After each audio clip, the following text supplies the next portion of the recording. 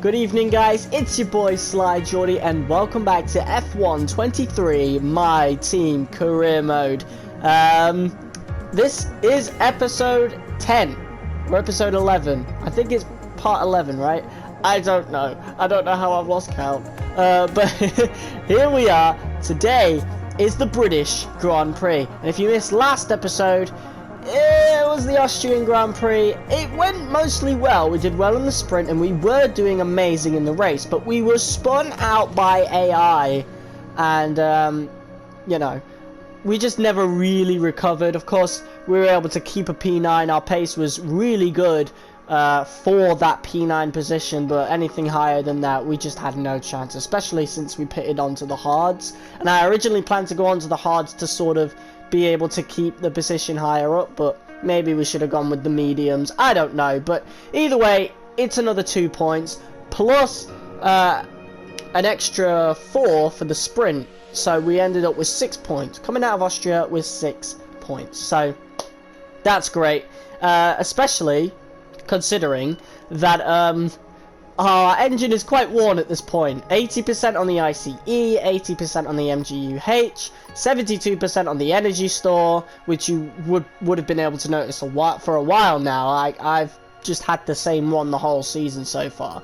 Turbocharger 72%, whatever. So we're only allowed 2 energy stores per season. So I think what we're going to do is we're just going to keep this energy store still, I think, for another couple of races. What's after this? Hungary. So I think for the British Grand Prix and the Hungarian Grand Prix, we're going to keep the same energy store, and then for Belgium, Spa, obviously it's a quicker track, same with the Netherlands, and then we've got Monza after that. So yeah, I think our best bet would be to keep the same energy store that we do have. You know, I basically end up not really using ERS that much towards the end of the race regardless, so well, until towards the end of the race regardless, like the first lap, and then yeah, after that I sort of just harvest quite a lot. So I think we can afford another 2 races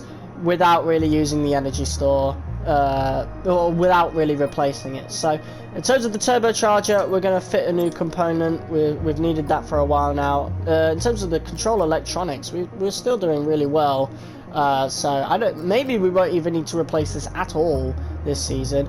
Gearbox, I think we'll keep the same. What is this one? 73%. So I think we could keep this one for another race or 2 before going on to another one. Of course, this is our 3rd gearbox now, because I took an extra one, didn't I, earlier on in the season. So yeah, the MGUH, that needed replacing a while ago, and the ICE, same with that one. So obviously, hopefully, we start improving quite a lot now. In terms of R&D and progress, we can't do any more than what we already have right now, as far as I know anyway.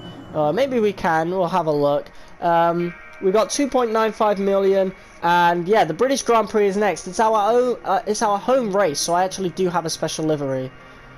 Okay, recent seasons have witnessed some of the closest rivalries the sport has ever seen. Which driver do you get most enjoyment from finishing ahead of?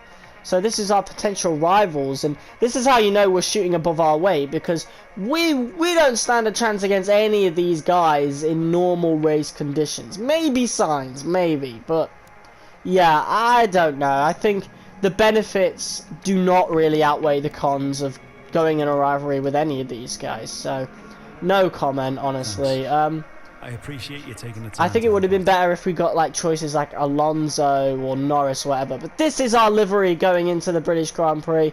It's not too much. Obviously, there's only so much you could do with the liveries that you do have, but this was a livery that was in the store recently, and obviously I bought it. So this is our normal livery, and this is the one we're going into the British Grand Prix for, and I really do like the effects that we do have on it. So yeah, I like it. I love the metallic, like the metallic lining. If you see it, it also goes over the arches that go over the wheels. I really quite like that, and I love the effect of the purple, and obviously the little patterns that we've got going on. It's basic, but it's appealing, you know. I like it, and it's a special livery, so that's what we're going with. We could have also gone with this one, but I feel like that could be safe for the Miami Grand Prix, you know. So definitely this one keeping in store. We could also go with the RB19 Miami and obviously the 800th race for Williams, but why would you do that? I mean, I guess you could use this one if you wanted to make a Toro Rosso team, I suppose. But there's no benefits to using this one. It's just a bit weird, isn't it? So, whatever. That is our livery that we're going with for this one. Could we change the personal sticker?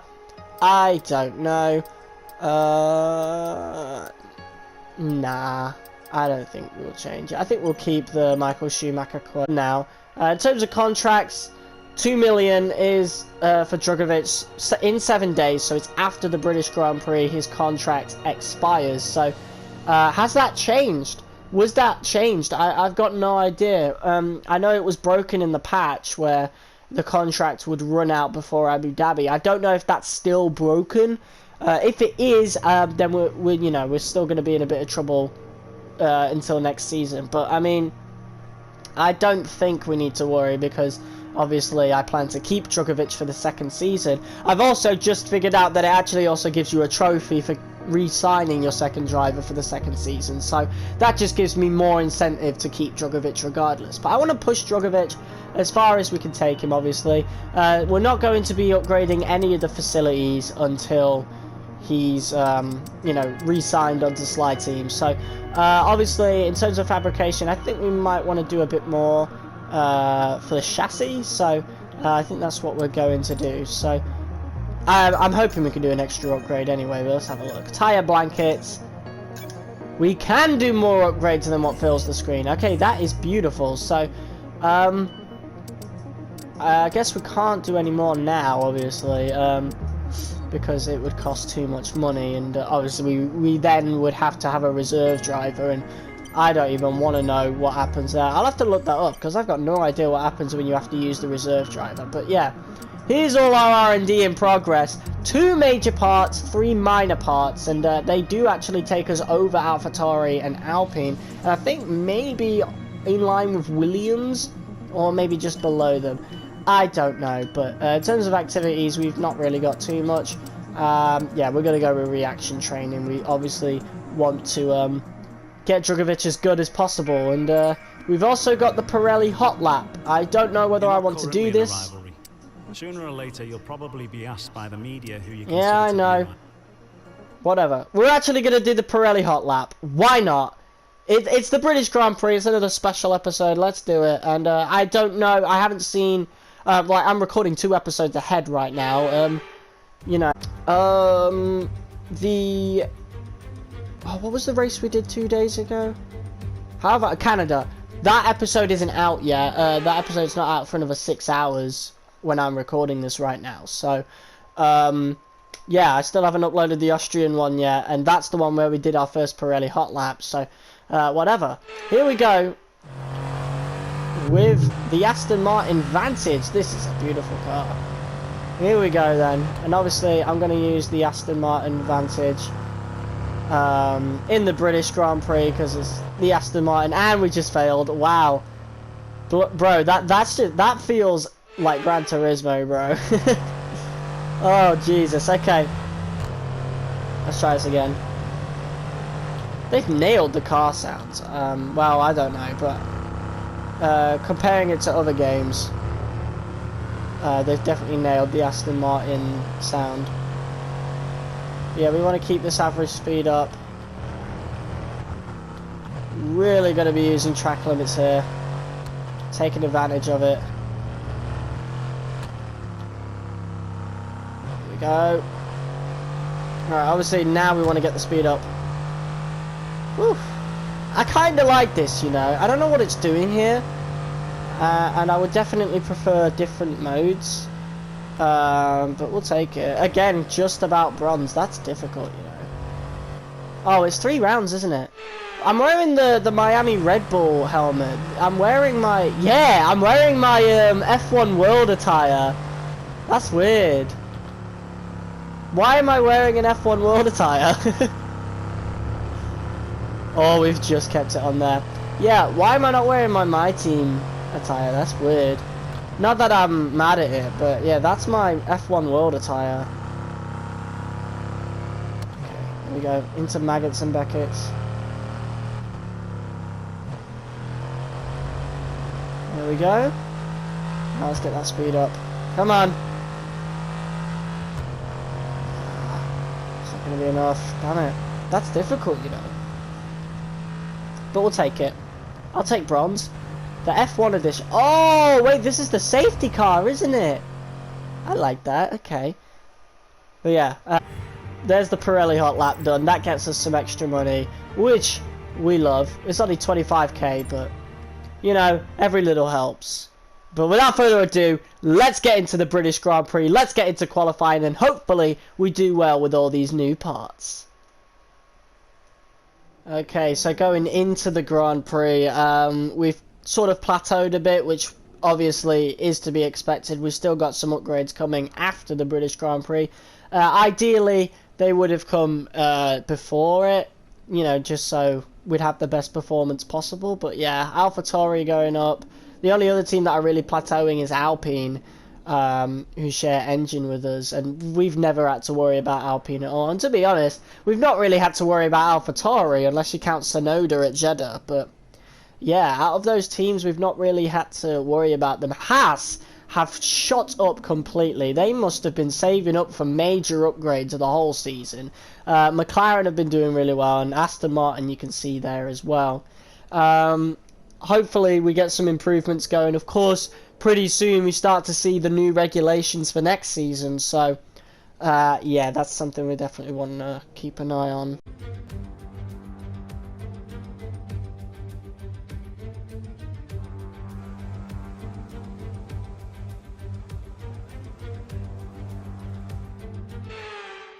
Well, here we go, at the British Grand Prix at Silverstone, our home GP, looking to do our first lap. We've got 15 minutes of qualifying one. And speaking of qualifying, there's actually been a new format in real life that I do kind of like it in concept, but I don't know how it's going to work for the lower place teams, particularly Williams, because they need the extra downforce in qualifying with the softs, you know. And I think since the Hungarian GP just happened, yeah, with Williams placing really low, I'm not sure if it's fair, but who knows, I do kind of like it though. I like the idea of it, and hopefully in next year's game they actually build it into the career mode where you have to use hard tyres in Q1, mediums in Q2, softs in Q3. That would kind of shake things up a little bit in your qualifying sessions for career mode. But yeah, here we go, and the car feels pretty good around a track that I do feel pretty good going around, which is definitely very weird. And you can,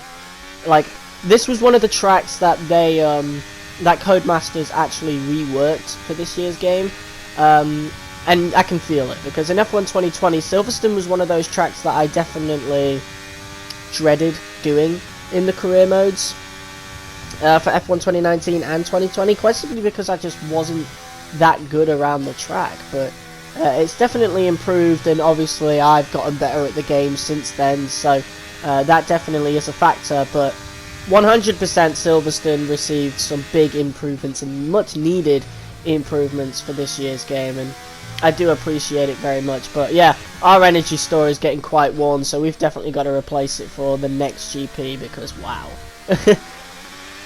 We are really cutting it fine here with 7% to go as we cross the line. And it's good enough for P4. It's better than Sainz, it's better than Stroll. So that is a pretty good start, all things considered. And as we go for our second lap of Q1 here, we seem to have made it through from that first lap, which is a very good sign. But still, some people haven't gone for their second laps yet. So there we go. We were red going down that straight, but we did so good round that corner that we gained so much time out of that. So yeah, we've improved on our initial time in Q1, and that time is good enough for a P4, which is showing some really good pace. It is only Q1 though, but that is showing some really good pace for now, so definitely a good start. And we set about a 128 in that second lap of Q1, so that's kind of the benchmark that we're going for here in Q2. If that was good enough for P4, then obviously we're going to want to improve on that. And yeah, George Russell sets a 127, so already the track's getting quicker. We do not go quicker than our initial, than our second Q1 time. We're actually about a second slower, so that is not a good sign. But judging from since I'm doing post edits after about a week or so, I'm judging this from the fact that what I normally do in Q2 is use a scrub set of tires. So being only 1 second off my Q1 pace isn't really worrying me, and yes, that proves it right there. We were using a scrub set of Q1 tires, so yeah, should be a big improvement going into our second lap.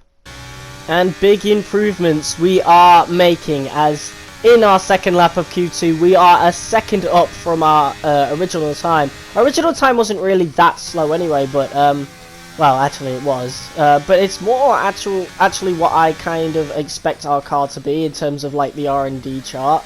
But obviously it's a bit wonky. It's a bit wonky, but there you go. 1.3 seconds of an improvement, and that is another P4. So this is starting to look a little consistent now. So the British Grand Prix, in terms of what we could get by the end of qualifying, is looking great. I mean, it's great already, but as you can see, Haas have already improved. Magnussen's there, Gasly in the Alpine's there. That's another surprise. So we're not the only surprising car there, but let's see what happens in qualifying 3. And as you can see here, we're using another scrub set of tyres. I really like saving my tyres throughout these qualifying sessions, and then save the fresh ones towards the end of the qualifying session, because then we've just got the best chance of being quicker than a lot of people. And we do set a 129 once again with those scrub sets, but here we are. And I mean, look at this energy store, man. I have to turn it off like right away, because the maximum capacity is just in the low 70s, which is just terrible. So yeah, this is definitely going to be the last race we do with this worn energy store. I mean, we could replace it, but you know, I obviously want to save some of our time as well. We'll save some of our energy storage throughout the season. You know, we're running the long game here. And here we are for our final lap of Q3. Let's see how this goes. Obviously, we're going to get green sectors throughout most of it, which is a good thing, obviously. And I mean, to be fair, even if we finish last out of everyone here, which I don't think we will, I genuinely think we're much quicker than the Alpines. We have the same engine after all, and I just think our car is better in a lot of other ways. I don't know though, because again, we are bottom of the R&D chart, and yeah, which I think is again total BS, and it's all down to the lack of upgrades on the chassis and durability. Luckily, I have mechanical faults turned off, because mate, we would be DNFing every race. I just don't like that. There's a reason why I turned it off, because it's just not entertaining to watch, and it's not entertaining to play neither, you know. So I don't want it on, and I don't think I'll ever turn it on. It's just not fun. It's not fun to watch neither, you know. I watch other people do their MyTeam career modes, and they have it on, and it's just, it's such a, you feel blue balled by the end of the episode, you know. Like, I just don't want that happening. But we improved by a 1.5, so this is our quickest lap of the entire day. And it's good enough for P2? Wow! P2 here at the British Grand Prix. I wonder who actually beat us then. This is our best qualifying session ever, apart from Monaco. That is crazy, and of course it is only Max Verstappen who beats us. We're quicker than we're the best of the rest, apart from Verstappen. That is absolutely insane. I cannot believe it, but honestly, race pace could be completely different, and with that worn energy store, it just might be. You join us in the United Kingdom today, or Great Britain as it's alternatively known. Well, it's certainly a great day today as we welcome you to one of the crown jewels of British sports, a track of speed, history and drama. It's Silverstone, It's the British Grand Prix. Straddling the border of Northamptonshire and Buckinghamshire, the 18 corners of Silverstone Circuit form the 3.6-mile beating heart of Formula One. It's been reinvented over the years, with Turn 1 now the fast right-hander of Abbey, but the magic of racing is as strong here as it's ever been. Before we begin, let's take a quick look at the grid lineup for today's race. World champion Max Verstappen starts from pole position, and the owner-driver alongside. Moving on to the rest of the grid, we have Perez, Sainz, Hamilton, Fernando Alonso, Russell, Leclerc, Magnussen, Gasly, Norris, Stroll, Albon, Ocon, Oscar Piastri, Tsunoda, Sargent, Bottas, Joe, Hulkenberg, Drugovich, and Nick de Vries. That's it then, it's time to go racing as we head down trackside for today's race. Anthony Davidson, a lot of talented drivers out on the track today, but what will stand out for you? My focus is 100% on the front of the grid. Like you said, we're seeing a lot of strong competition across those positions, so it would be super interesting to see the fight for that front spot. Personally speaking, I'm hoping for plenty of overtakes. Right, mate, I know it's your home Grand Prix, but I want you to treat it like any other race. Let's not make any unnecessary risks, please. Alright, so here we go. So these are our strategies that, these are the default strategies. Hards to mediums, they say.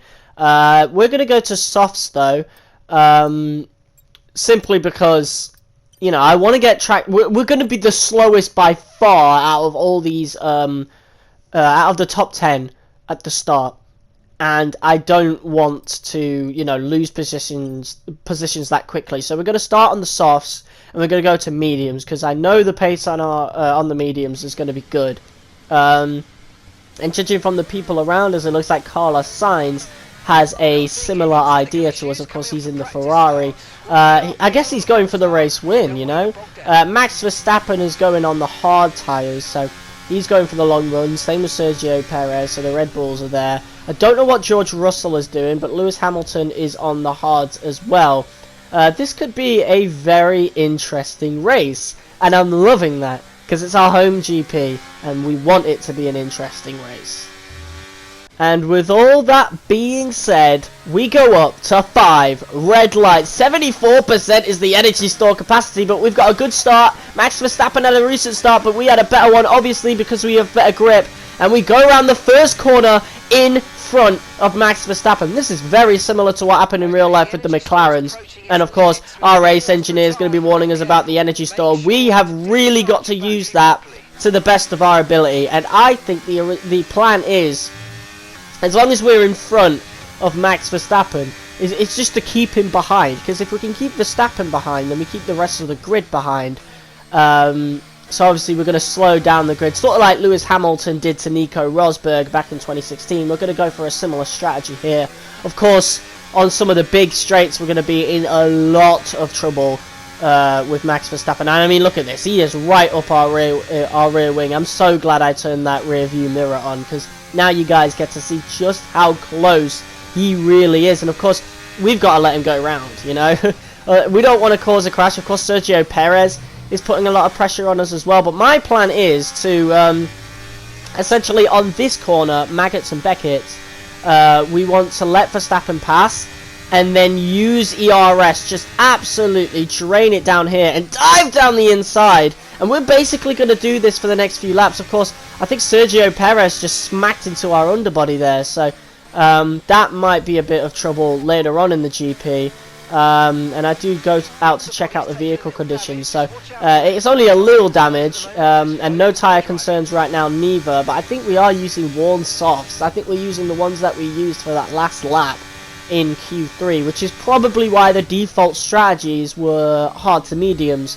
But yeah, so far so good. If we can repeat what we did in lap 1 over the course of the next few laps, this is going to be absolutely incredible. And usually now I would do like a cut to the end of the lap or something, but I'm genuinely not going to do that, you know, at all, because this fight with Verstappen was really, really good. Like, I'm hoping this is just a sign of things to come in future seasons, maybe next season, if we can upgrade the car a lot, obviously. Either it was this episode or next episode, but we got a lot of R&D coming in.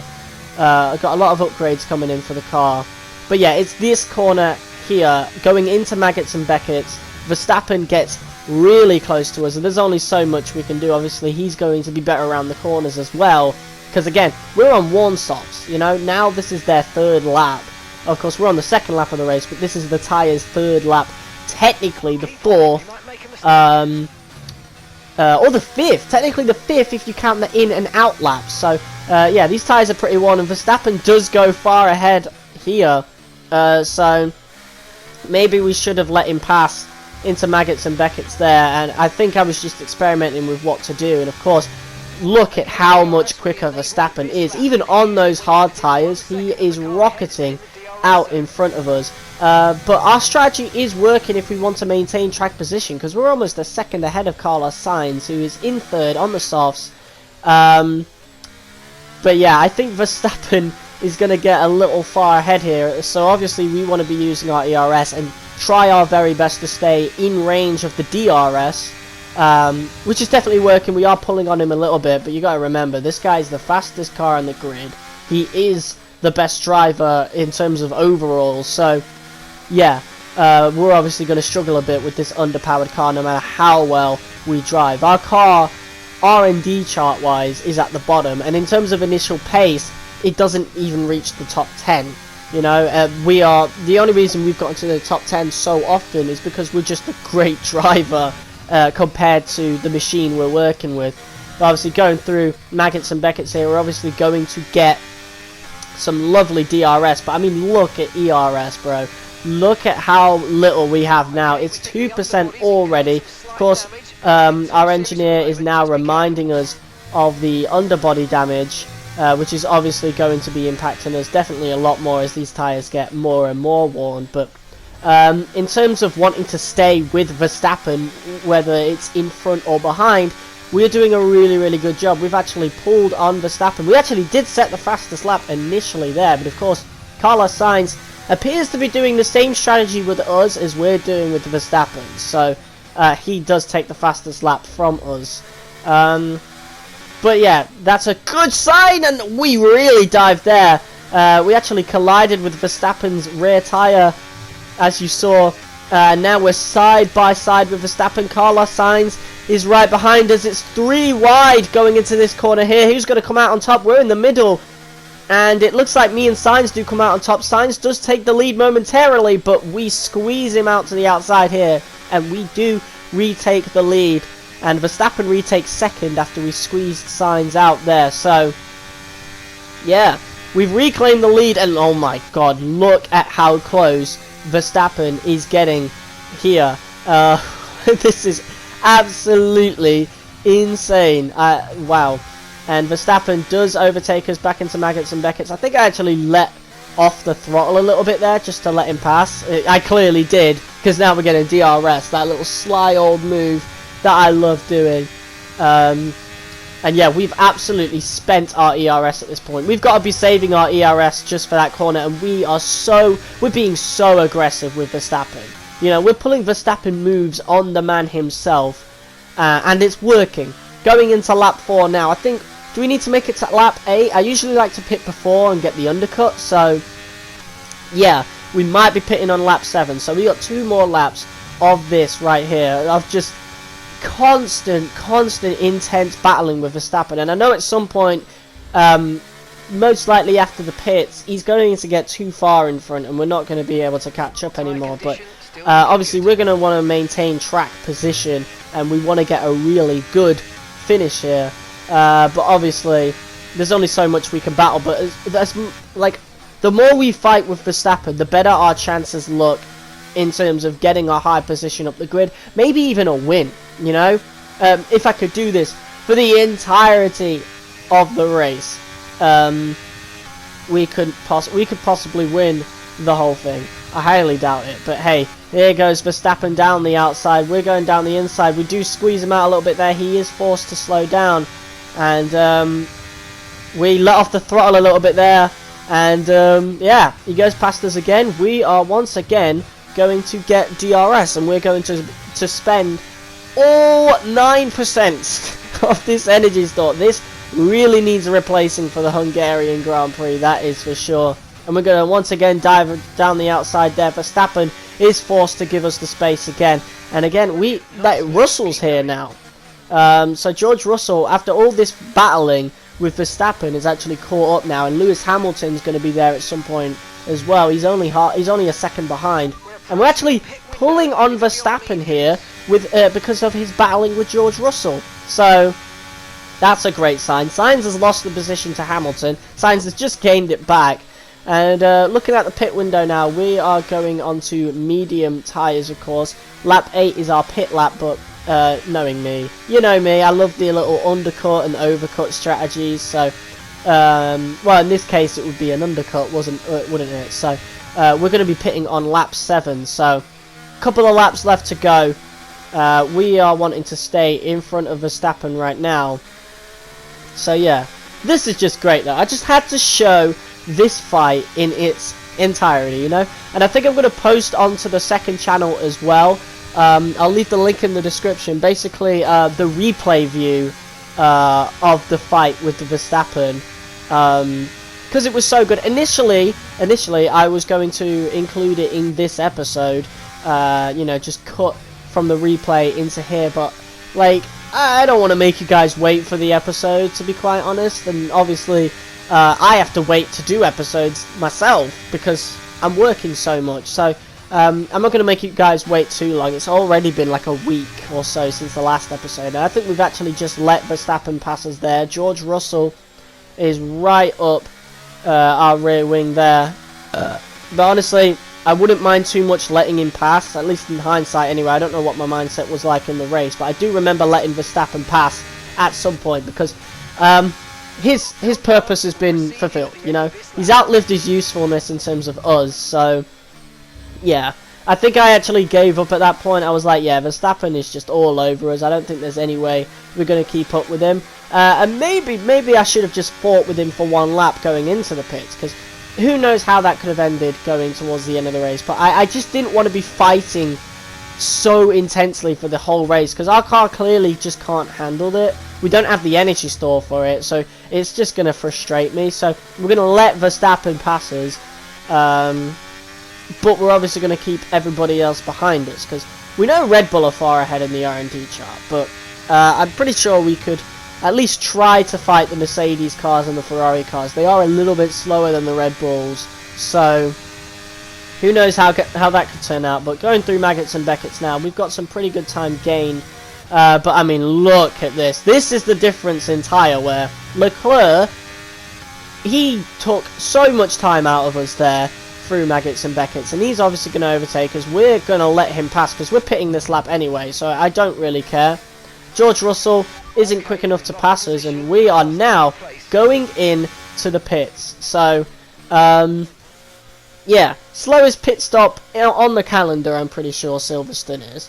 But all things considered, that was a hectic first 7 laps, and honestly, it gets me excited, man. It gets me excited for Season 2 and how much quicker our car is going to be compared to Verstappen and that. Like, we really could have a good season. Like, we might even be able to challenge for the championship or get somewhere close. And of course, Drugovich isn't doing very well neither, and that does suck. Of course, contracts are going to be renewed soon, so I do plan to actually keep Drugovich on, but anything can happen.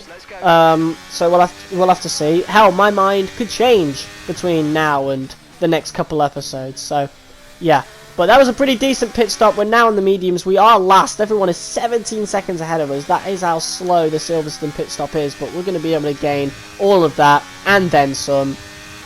As we now come around the final corner, pretty much everybody's in the pits. So let's just see where we end up. I don't think we'll end up too far in front because I think other people are still going for other laps, like Drugovich up there. But Verstappen is coming out, and yeah, this is what I mean by like how much time he gains over just one lap on us when we were on the softs. It was absolutely insane. And we did get pretty close to him there, but obviously we just don't have DRS. I am going to try and pulling him a little bit with the ERS, but he'll probably be using his as well. And add that to the fact that we're not on quicker compounds anymore. We're not close enough to fight with him neither. So yeah, he's on the mediums. But this is a really good sign, because if we're behind Verstappen, I mean, look at Leclerc. He was just behind us when we went into the pit, so we've gained about 5 seconds on Leclerc. So the undercut has worked in terms of everybody else but Verstappen, and that's just how much time he gained in just one lap. And he obviously does gain more as we skip ahead to lap 13 here. He's almost 5 seconds ahead, and we are now under pressure from Hamilton. Leclerc's not too far behind him. Sainz is going to catch up at some point. But yeah, we're going to let Lewis Hamilton pass. There's just no point in fighting. But I want the podium. I really want the podium. So we're going to fight Leclerc as much as possible. So now we're going to have some insane battling with Leclerc. And if Leclerc passes us, then I'm obviously going to want to keep P4, so then we'll be fighting Sainz. So we're just pissing off all the big guys here, because we're clearly the slower car, but we're just holding them up so much. And of course, again, we're at so many disadvantages here. The energy store is still knackered, so this is literally all we can do, is just defend like our lives absolutely depend on it. And obviously, again, we're going to want to keep this podium, but Leclerc, I mean, we've got 4 laps to go. 4 laps of fighting Leclerc, and I honestly don't think we have enough ERS. I think we have enough time on Sainz to stay in front, but in terms of Leclerc, I think we might have to let him pass at some point, because we just quite simply do not have the power for it. I mean, just to stay in front of him there, we had to spend some ERS, which leaves us at a disadvantage going into the big straight after Maggots and Beckett. So yeah, that is not going to be good. Leclerc actually goes for the risky move around the outside. We're going to squeeze him out there, so that's a nice little opportunity for us to gain a little bit of time there. But I mean, look at this. He's got the DRS. We're going to let him have the space. Of course, we're going to go down the inside as well, and we actually squeeze him out to the point Leclerc has to overcorrect the car to stay in front, to like stay from spinning out, obviously. But Hamilton, with all that battling, Verstappen is now 6 seconds ahead. Hamilton's now 2.5 seconds ahead. So yeah, that's just how much we held up these cars.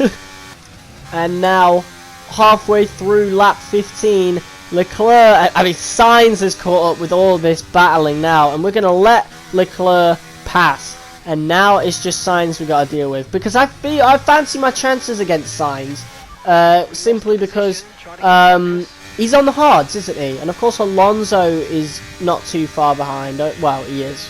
He's almost 4 seconds behind, but he's not going to catch up in these last few laps. We're going to let Sainz pass here in the hopes that we could possibly take the position back. That was beautiful.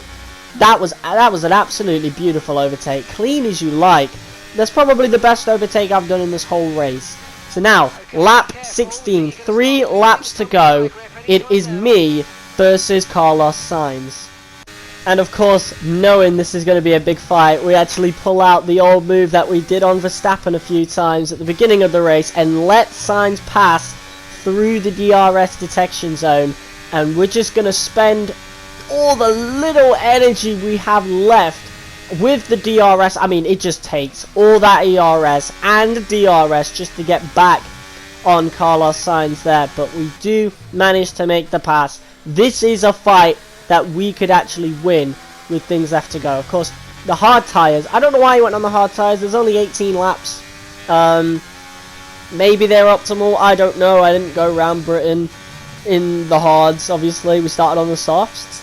But these mediums still feel pretty good, so I do think, at least in the tyre aspect, we do have an advantage over Carlos Sainz here. And Sainz is obviously going to get some DRS here, but I think on the exit of this, or the entry into the corner here, I still think we have enough.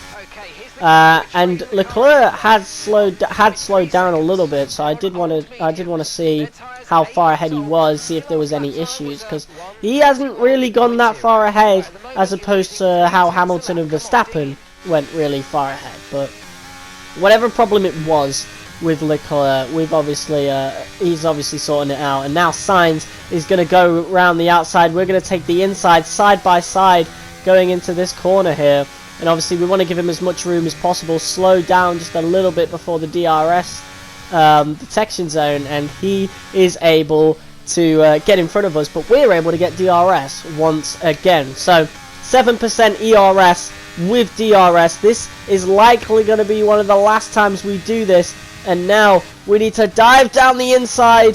Sainz gives us the space, and we are able to take P4 once again. This is going to be such an heroic take home of points here.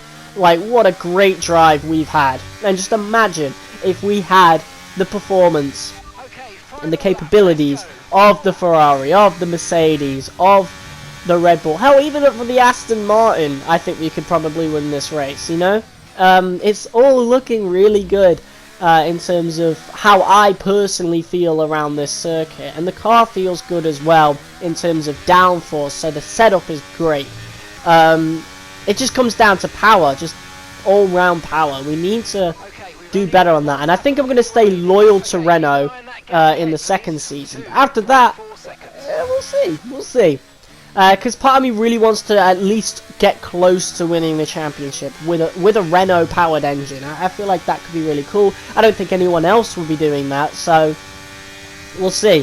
But of course, Sainz, once again, he goes down the inside this time, so we've got to give him space. He's going to try and squeeze us out the outside. I'm going to commit to my racing line, though. And we actually do let Sainz pass again, so this is the last time we're going to do it. We're going to try and stay as close to him as possible. We've got 9% ERS to use with the DRS, and Sainz he's stretching out a little bit. We are actually gaining some speed there, so he was using ERS at first. We're going to dive down the inside, and it's clean. Sainz just does not have the determination of fighters for some reason. Verstappen wouldn't have let us do that.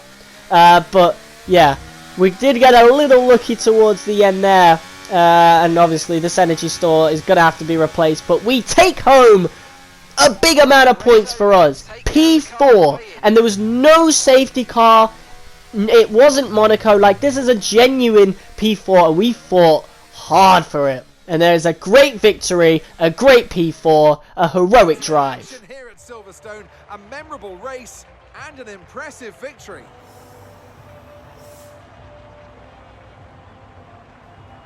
Anthony Davidson, what helped them deliver this result, do you think? Well, time management probably played quite a large role in the outcome of this one.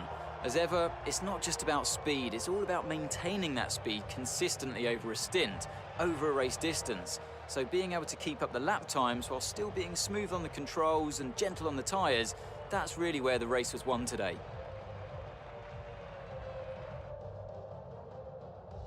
The drivers are en route to the podium as we speak. What a fantastic win for the Red Bull team. They performed exceptionally today, keeping us firmly on the edge of our seats throughout the entirety of the race. Congratulations to everybody at the team. Well, of course, I'm a tad bit disappointed by the fact that we couldn't get onto the podium, but we were close. And maybe on certain other tracks, we could perhaps get another podium this season. That's what I'm hoping for anyway, because, like, the higher up we place, the more money we get at the end of the season, right? And we want a lot of money to spend on those facilities, to spend on the STR02, that's what we're going to be calling, you know, our next car. You know how a lot of cars like being named, you know, like the Williams of this year is the FW45. Like, we've got the STR01 right now, and it's a pretty decent car. It started off really bad, but we're getting a lot better, and we are now P7 in the championship. The best of the rest that aren't Red Bull, Ferrari, and Mercedes cars. But of course, in terms of the team thing, we're the only one bringing home points, unfortunately. So hopefully that can change at some point. We'll see what Drogovic can do. or whatever happens after the next contract period, because we could end up with a new teammate. I'm going to try and keep Drogovic, and we should be able to, but who knows, might even end up with a reserve driver, which would be disastrous, but wouldn't make too much of a difference, because again, the second driver's not bringing in points. But guys, that just about brings this episode of F1 23 My Team career to a close. If you guys liked it, of course, hit that like button as hard as you possibly can, comment, share, and subscribe. The next episode is not going to be nearly as long as these last two, so maybe I'll be able to get it out earlier. We'll have to see. But cheers for watching, guys. I'll see you all in the next video. Peace!